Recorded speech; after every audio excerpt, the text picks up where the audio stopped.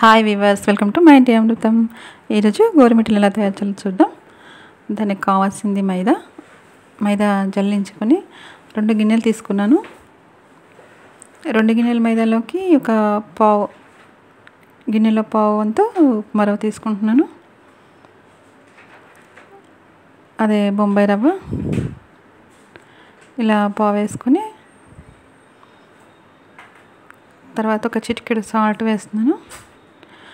నెయ్యి అయినా నూనె అయినా సరే వేడి చేసుకోవాలి. ఒక 2 గరిటెలు తీసుకున్నాను.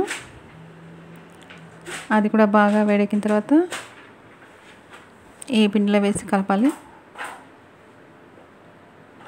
ముందు ఉప్పు వేసాం కదా, అదంతా మొత్తం కలిసేలా కలుపుతున్నాను. తర్వాత ఇది మరిగింది, ఇందులో పోసి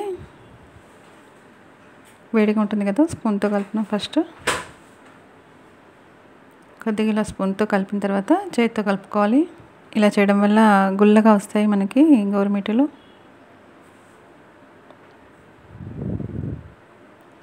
ఇలా మొత్తం అంతా కలుపుకొని ఇప్పుడు వాటర్ కొద్దిగా వేసుకుంటూ మొత్తం చపాతీ పిండిలా కలపాలి. ఇలా దగ్గరగా అంటే ఇలా చేతిలో పట్టుకొని గట్టిగా నొక్కితే ఇలా ప్రెస్ అవ్వాలి. అప్పుడు పర్ఫెక్ట్గా ఉన్నట్టు, మనకు సరిపోయినట్టు ఆయిల్. ఇప్పుడు కొద్దిగా వాటర్ పోస్తూ చపాతీ పిండిలా కలపాలి.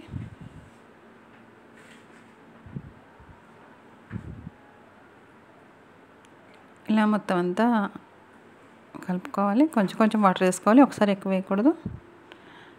ఇలా కొంచెం చపాతీ పిండి కంటే కొంచెం గట్టిగా కలుపుకోవాలి. దీనికి ఒక రెస్ట్ ఇవ్వాలి, ఒక పావు గంట.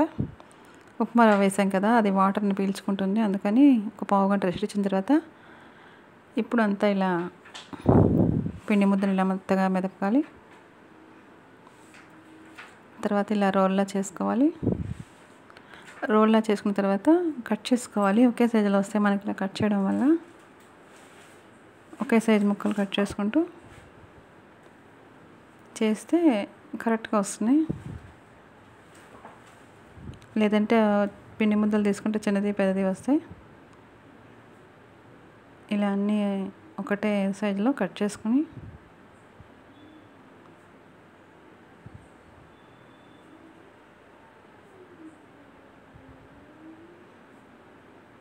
ఇవి ఉప్మా రవ్వ వేయకుండా కూడా చేయొచ్చు, ఓన్లీ మైదాతో. అంటే ఉప్మా రవ్వ వేస్తే కొంచెం క్రిస్పీగా ఉంటాయి, బాగుంటాయి.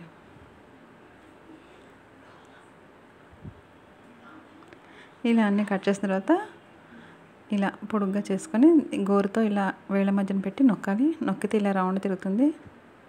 ఇంతేనండి, గోరుమిట్టి చాలా ఈజీ.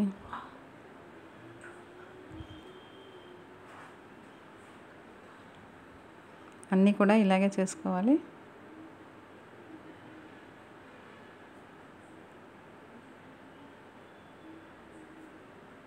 ఇలా గట్టిగా గోరుతో ప్రెస్ చేయాలి. ఇలా వేళ్ళ అచ్చులు పడి బ్యాక్ సైడ్ ఇలా రౌండ్ తిరుగుతుంది.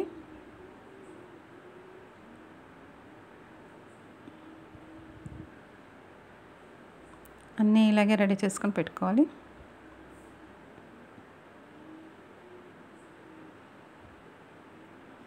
ఇంతేనండి, చాలా ఈజీ చేసుకోవడం. ఒకసారి చేశారంటే అదే వచ్చేస్తుంది ఆటోమేటిక్గా. ట్రై చేస్తే రాదంటూ ఏది ఉండదు కదా.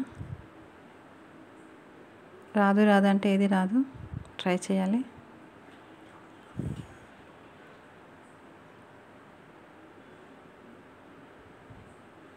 అన్నీ ఇలా చేసుకొని పెట్టుకొని స్టవ్ వెలిగించి బాండి పెట్టి ఆయిల్ పోసుకొని కాగనివ్వాలి. అది కాగేలోగా మనకి ఇవన్నీ రెడీ చేసేస్తాం, అయిపోతుంది.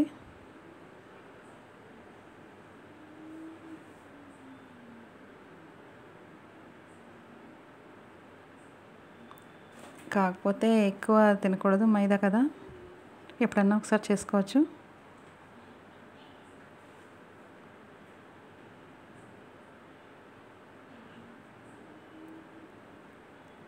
ఇప్పుడు కాగిన నూనెలో ఇవి మెల్లగా ఒక్కొక్కటి వేసుకోవాలి.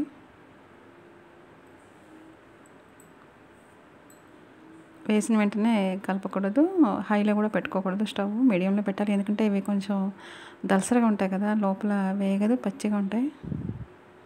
అందుకనే ఫ్లేమ్ మీడియంలో పెట్టుకొని గోల్డెన్ బ్రౌన్ వచ్చే వరకు వేయించుకోవాలి.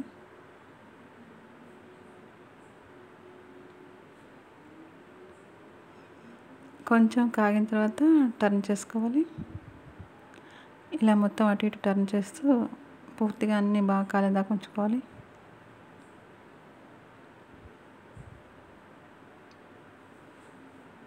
ఈ కలర్ వచ్చాక తీసేసుకోవాలండి. అన్నీ ఇలా ఒక ప్లేట్లో తీస్తాను నేను.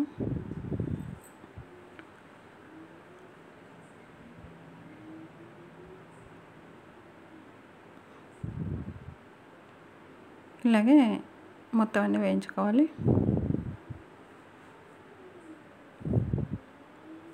నెక్స్ట్ ఇంకొక వాయి కూడా వేస్తున్నాను.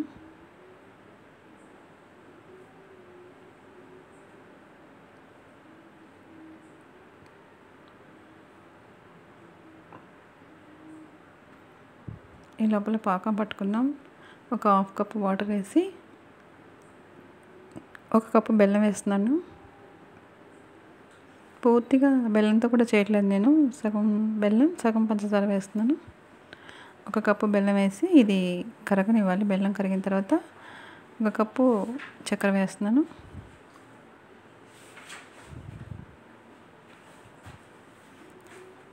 ఇది మొత్తం కలుపుతూ పాకం వచ్చేదాకా కలపాలి. మరీ ఉండపాకం రావక్కర్లేదు, ముదిరితే పాకం వస్తే చాలు. అప్పటిదాకా కొంచెం కలుపుతూ ఉండాలి దీన్ని. మీకు ఇష్టమైతే ఇలాచీ ఫ్లేవర్ ఇలాచీ వేసుకోవచ్చు. నేనైతే ఇక్కడ వేయట్లేదు.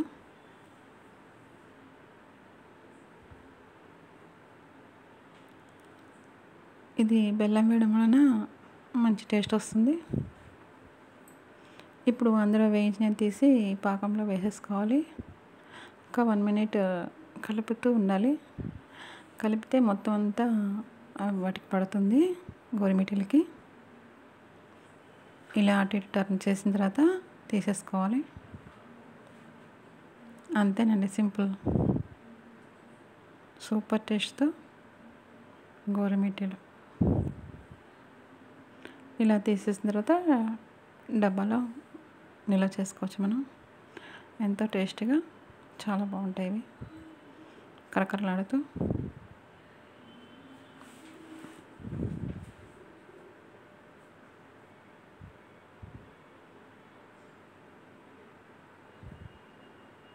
Ready అయిపోయినండి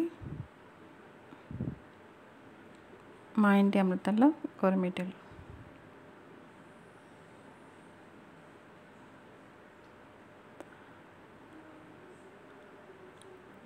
Thanks for watching. Please subscribe.